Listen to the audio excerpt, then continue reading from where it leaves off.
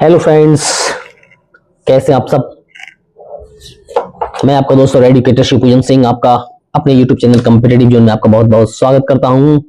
RRB group B top 25 science series चल रही है। एमसीक्यूज के माध्यम से आप यहां से पढ़ाई कर रहे हैं। ओके, कैसे कैसे क्वेश्चंस अभी आरआरबी के द्वारा पूछे जा रहे हैं। साइंस से 25 क्वेश्चंस, जीके जीएस की जो सेक्शंस हैं वहां से 20 क्वेश्चंस, यानी लगभग 45 से 50 क्वेश्चंस इन दोनों सेक्शन से आपके एराइज किए जा रहे हैं। ठंड बहुत काफी है और आप सबों को अपना ख्याल रखते हुए और पढ़ाई जारी रखनी चाहिए। Okay, so take care of your self, है ना। तो आइए देखते हैं इस सेशन की आज शुरुआत करते हैं। क्या कुछ मैं आपके लिए लेकर के आया हूं। जैसा कि आप जानते हैं कि ये जो तीनों फैक्टर्स हैं, उचित मार्गदर्शन, धैर्य और लगातार परिश्रम, यही वो फैक्टर्स हैं, यही वो माध्यम हैं जिनके द्वारा हमें सफलता मिलती है।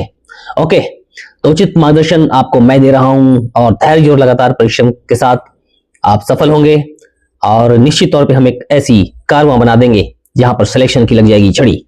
ओके, तो इस चैनल के माध्यम से जुड़ करके अपनी तैयारी को ऑथेंटिकेट करें और जुड़े रहें अपने दोस्त, मोटिवेटर और एडुकेटर शिवपूजन सिंह के साथ। ओके, इससे पहले कि हम इस सेशन की शुरुआत करें, अगर अभी तक आपने इस चैनल को सब्सक्राइब नहीं किया है तो आप इसे सब्सक्राइब करें, लाइक करें और इसे अपने फ्रेंड्स तक शेयर करें। बेल आइकन को दबा करके रखें ताकि यहां से जो भी क्लासेस कमेंट्स होती हैं इनके नोटिफिकेशंस आप तक डायरेक्टली पहुंच पाएं। और क्योंकि यहाँ की जो क्लासेस होती हैं वो बहुत ही वेल रिसर्च्ड होती हैं और वही होती हैं जो कि एग्जामिनेशन पॉइंट्स ऑफ व्यू से बहुत इंपॉर्टेंट और परीक्षा उपयोगी तथ्यों से भरे हुए होते हैं। एमसीक्यूज के बाद जो व्याख्या देता हूं मैं, लंबी व्याख्या, इसे आप बिल्कुल दिल से देखेंगे और पढ़ेंगे। हो सकता है तो अपने कॉपी में नोट करते चलेंगे क्योंकि वहां से बहुत सारे क्वेश्चंस आगामी एग्जामिनेशंस में राइज होने वाले हैं। और एक बहुत ही महत्वपूर्ण बात यह है कि कमेंट्स सेक्शन में आप कमेंट जरूर करें कि आपने कितना स्कोर किया है। ओके, इससे आपकी गहराई का पता चलेगा कि आपने अभी तक क्या कुछ पढ़ा है और कहां तक आपकी तैयारियां और बाकी हैं, है ना। ओके, तो आइए आज के सेशन की शुरुआत करते हैं।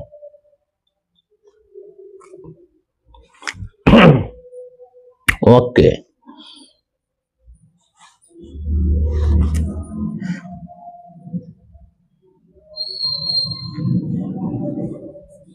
थोड़ा सा सेलेक्ट कर लूं मैं इसे।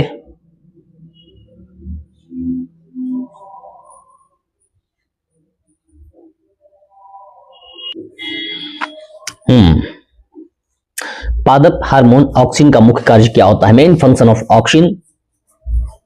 ओके, इसका काम जो है वो कोशिका वृद्धि, सेल इलोंगेशन होता है ना। ऑक्सिन का मुख्य कार्य क्या है? कोशिकाओं की वृद्धि करना है। ओके, सो ऑक्सिन हार्मोन कोशिकाओं की लंबाई बढ़ा करके जो है वो पौधों की वृद्धि में सहायक होता है ना। ओके, मानव शरीर में सबसे छोटी हड्डी कौन सी होती है? और यह है स्टेपीज। ये कान की हड्डी होती है बच्चों, है ना। स्टेपीज कान की मध्य कर्णिका में स्थित होती है और यह मानव शरीर की सबसे छोटी हड्डी होती है। अगर मानव शरीर की सबसे बड़ी हड्डी की बात करें तो यह फीमर होती है और यह हमारे जांघों में स्थित होती है। ओके, तो ऐसे तथ्यों से भरपूर क्लास को बहुत एंजॉय करते हैं। I know very well. प्रकाश संश्लेषण के लिए आवश्यक गैस कौन सी है? Which gas is required for photosynthesis? और यह है कार्बन डाइऑक्साइड। ओके, पौधे जो है वो कार्बन डाइऑक्साइड और इसे प्रकाश संश्लेषण के दौरान ग्रहण कर भोजन बनाते हैं। सनलाइट के सहयोग से मानव में सबसे अधिक पाई जाने वाली श्वेत रक्त कणिका कौन सी है? Most abundant WBC in humans, है ना। यह है न्यूट्रोफिल। ओके, न्यूट्रोफिल श्वेत रक्त कणिकाओं में सबसे अधिक संख्या में पाए जाते हैं और रोगाणुओं से जो है वो हमारी रक्षा करते हैं। तो ऐसे तथ्यों से भरे हुए क्लास को आप एंजॉय कर रहे हैं इस चैनल के माध्यम से। मानव में श्वसन का नियंत्रण केंद्र कहां होता है? Respiratory control center is located in human. और medulla oblongata. Okay, medulla oblongata जो है वो मानव मस्तिष्क का एक भाग, और यहीं से इन चीजों का नियंत्रण होता है। मेडुला ऑब्लोंगेटा श्वसन, हृदय गति जैसी अनैच्छिक क्रियाओं को जो है वो नियंत्रण करती है। ओके, किस विटामिन की कमी से स्कर्वी होता है? Deficiency of which vitamin causes scurvy. और निश्चित तौर पे विटामिन सी की कमी से स्कर्वी नामक बीमारी होती है। विटामिन सी की कमी से स्कर्वी होती है। ये रोग जो है वो विटामिन सी की कमी से होने वाला। इसमें होता क्या है? मसूड़ों से रक्त स्राव और घाव भरने में कठिनाई होती है।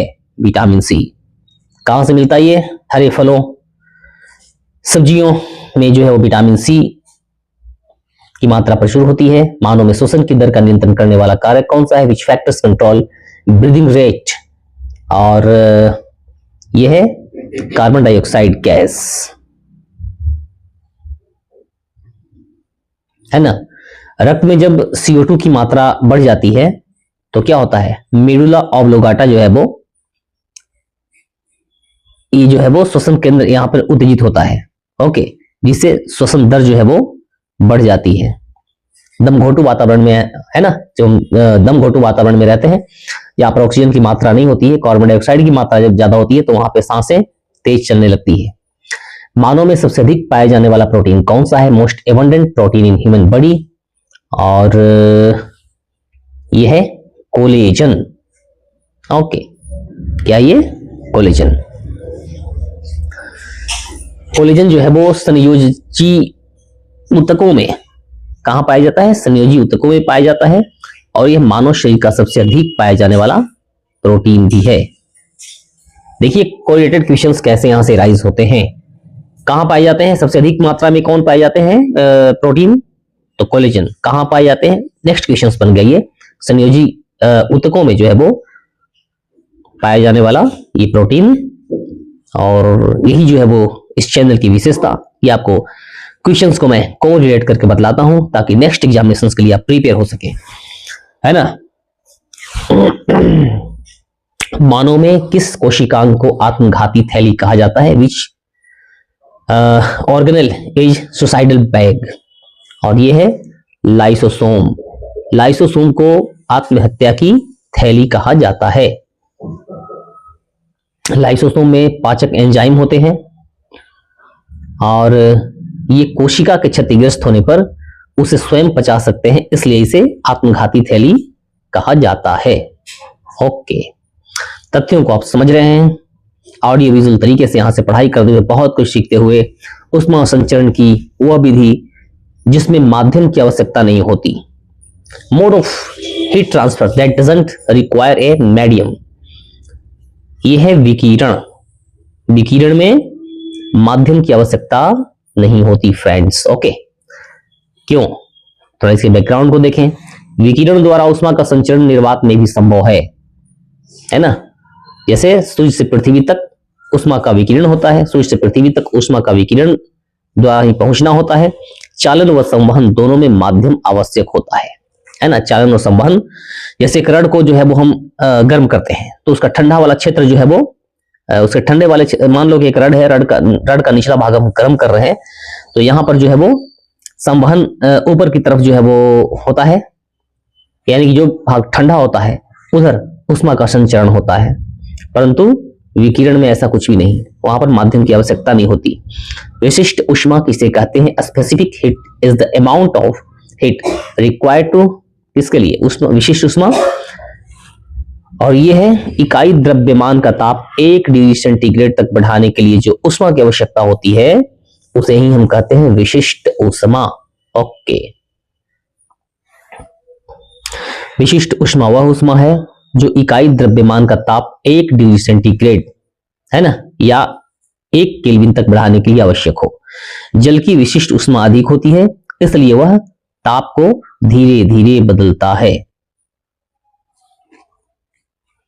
ओके, थर्मामीटर में सामान्यतः किस द्रव का प्रयोग होता है? The liquid commonly used in thermometer is, और थर्मामीटर में हम पारे का यूज करते हैं। Hg, रासायनिक नाम पारे का Hg। ओके, पारा जो है वो क्या होता है, चमकीला होता है, समान रूप से फैलता है, कांच से चिपकता भी नहीं, और ये जो है वो विस्तृत ताप सीमा में भी द्रव रहता है, इसलिए थर्मामीटर में पारा उपयोगी होता है। पारे का उपयोग हम इसलिए थर्मामीटर में करते हैं। तापमान का ऐसा ही मात्रक क्या होता है, ऐसा unit of temperature is kelvin, है ना। ताप का ऐसा यूनिट केल्विन।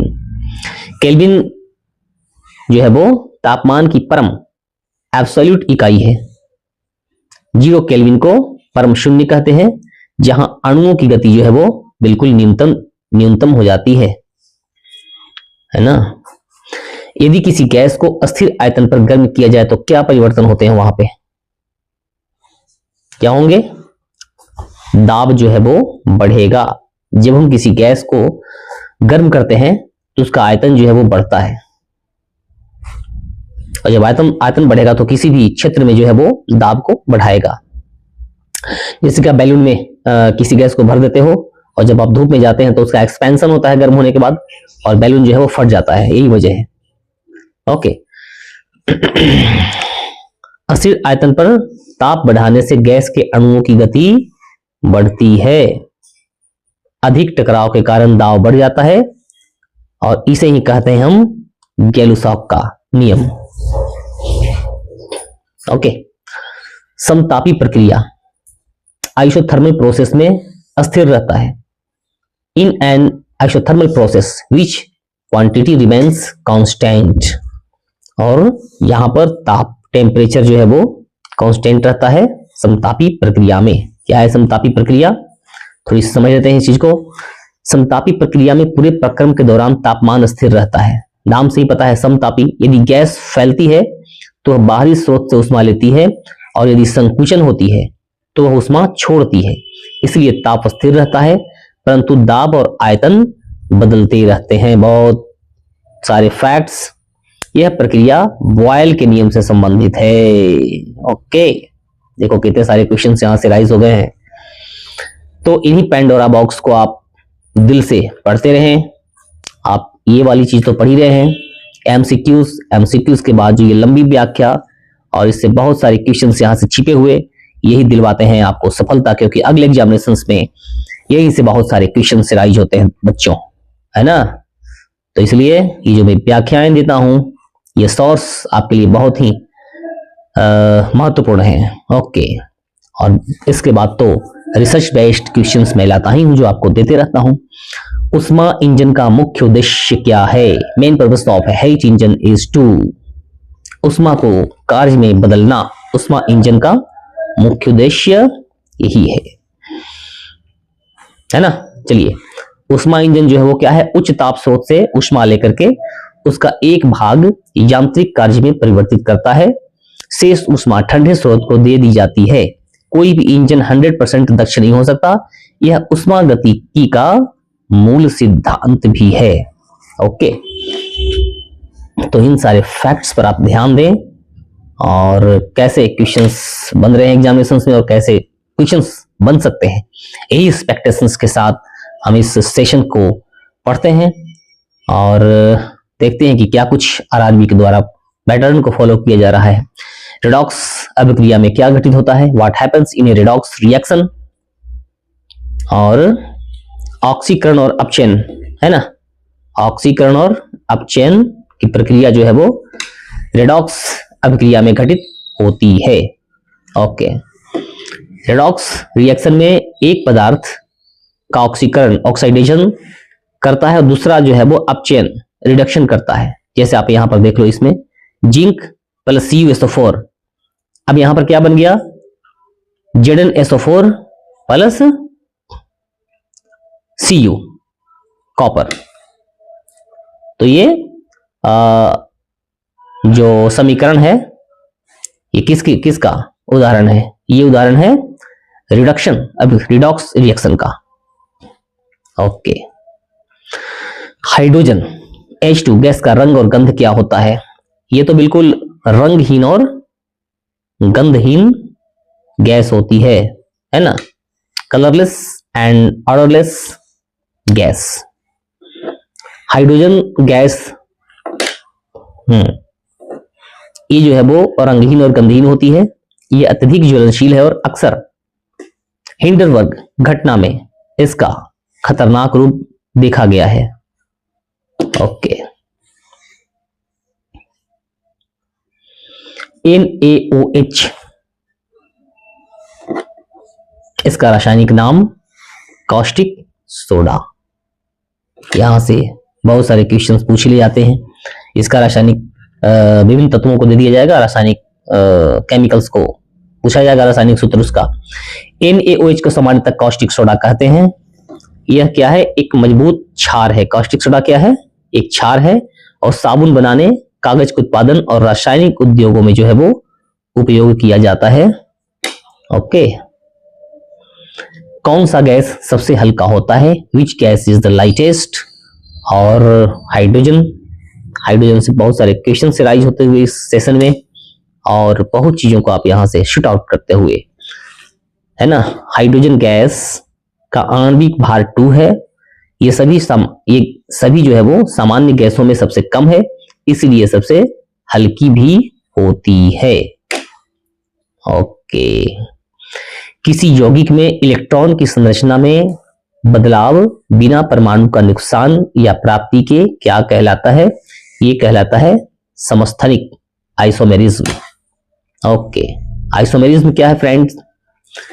आइसोमेरिज्म वह स्थिति है, क्या स्थिति है? आइसोमेरिज्म जो है वह स्थिति है जिसमें एक ही आणविक सूत्र वाले यौगिक के भौतिक और रासायनिक गुण अलग अलग होते हैं। इसका कारण परमाणु की व्यवस्था में अंतर होता है। ओके, रिविजन्स बिल्कुल टॉप पे। कौन सा गैस ज्वलनशील नहीं होता? Which gas is non flammable? और ये है नाइट्रोजन, क्योंकि हाइड्रोजन, मीथेन और प्रोपेन तो आप जानते ही ज्वलनशील गैस है। नाइट्रोजन इनफ्लामेबल गैस है। कौन सी गैस का उपयोग रासायनिक उद्योगों में रेफ्रिजरेंट के रूप में किया जाता है? Which gas is used as a refrigerant in chemical industry? और यह है NH3 अमोनिया।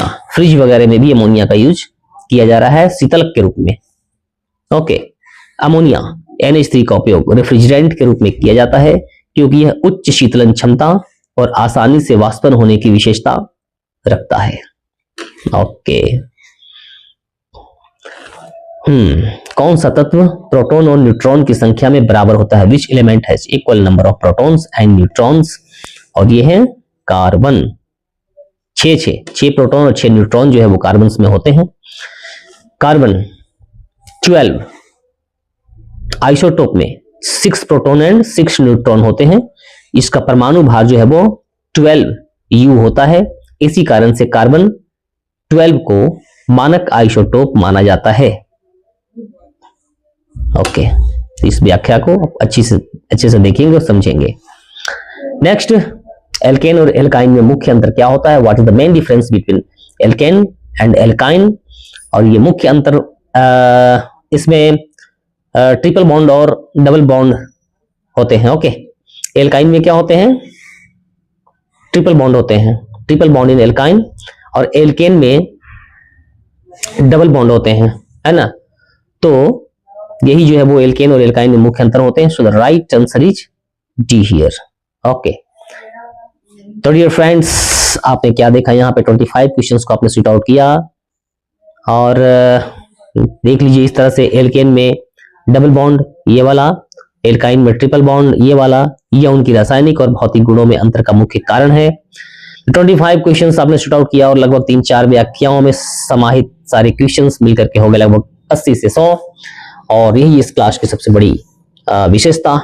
मैं आपका दोस्त और एजुकेटर और मोटिवेटर जो आपको मोटिवेट भी करता हूं, SP सिंह, आपके साथ बिल्कुल प्रतिबद्ध हूं। प्रतिदिन नई वीडियोस लाता हूं। ओके, आप जो है वो इस चैनल को अधिक से अधिक मात्रा में सब्सक्राइब करते हुए बच्चों को जो है वो शेयर करें, और यहाँ से आकर के बिल्कुल ऑथेंटिकेट स्टडी करें, क्योंकि चीजें मैं वही देता हूं जो कि एग्जामिनेशन पॉइंट्स ऑफ व्यू से बहुत महत्वपूर्ण होते हैं, क्योंकि आपको सिलेक्शन वही दिलवा सकता है जो कि स्वयं सिलेक्टेड हो। ओके, तो बिना कंफ्यूजन के इस चैनल पे आएं और बिल्कुल अपनी स्टडी को एक नई दशा और दिशा दे, है ना। मैं बिल्कुल आपके साथ डेडिकेशन के साथ क्लासेस लाता हूं और यही क्लासेस बनाएगी आपको सफल। ओके, तो चलिए मिलते हैं अपनी अगली क्लास में। और इससे पहले कि हम अगली क्लास में मिले, तब तक आप अपने स्टडी को जारी रखें और जारी रखते हुए आप अपना ख्याल रखें और पढ़ाई को जारी रखें। ओके, तो चलिए मिलते हैं हम सब अब अपनी अगली क्लास में। तब तक के लिए आप अपना ख्याल रखें। जय हिंद, जय भारत।